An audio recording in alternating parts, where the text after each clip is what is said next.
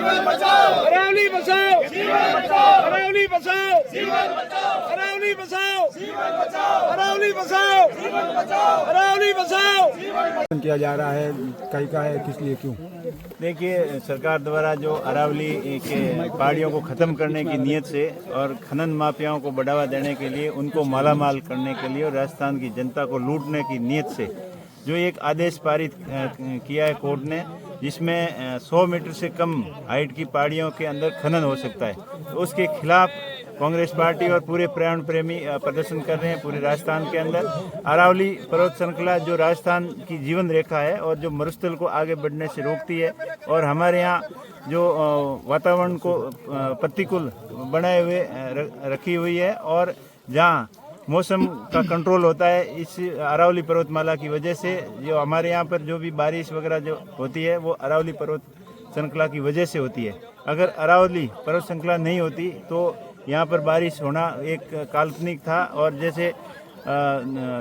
Arab country की हालत है, वहाँ बारिश नहीं होती, वैसी हालत हमारी होती। तो अरावली हमारी जीवन रेखा है और हमारे पश्चिम राजस्थान के लिए संरक्षक रही है लोगों के लिए, तो इसको बचाना हम सब का दायित्व बनता है, कर्तव्य बनता है। लेकिन डबल इंजन वाली सरकार जो हमेशा खोखले वादे करती है, उन्होंने इस अरावली पर्वत श्रृंखला को ख़त्म करने की नीयत से और उन कोर्ट के अंदर पैरवी नहीं की, और भू माफियाओं को, खनन माफियाओं को बढ़ावा देने के लिए इस अरावली पर्वत श्रृंखला के जो पर्वत है उनको ख़त्म करने के लिए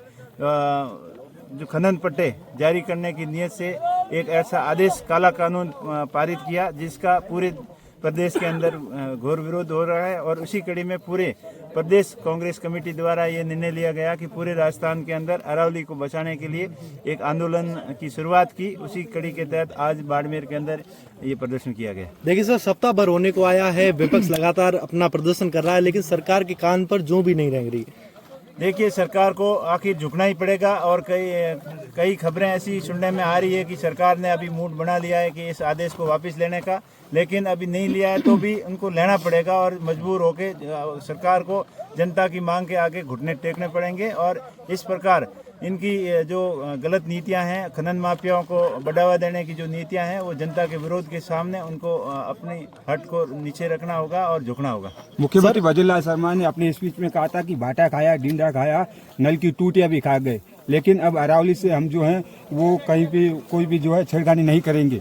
वो जो भी खाए उसकी मर्जी है, लेकिन अरावली को खत्म हम नहीं होने देंगे। ये जो आरोप लगा रहे कांग्रेस ने खाए, कांग्रेस ने खाए कुछ नहीं, वो आरोप लगाना उनकी हमेशा आदत है। और जो अभी उनकी जो नियत थी अरावली पर्वत श्रृंखला को ख़त्म करने की, इसी नियत के तहत उसने 100 मीटर से कम हाइट के क्षेत्र के अंदर खनन पट्टे जारी करने का आदेश करवाया। तो 98% से पहाड़ियाँ जो 100 मीटर से कम हाइट की है, इस प्रकार के काले आदेश से अरावली पर्वत श्रृंखला को ख़त्म किया जा सकता है। ये आस्था का केंद्र भी है, हमारे पर्यावरण संरक्षण के साथ साथ आस्था का केंद्र भी है। यहाँ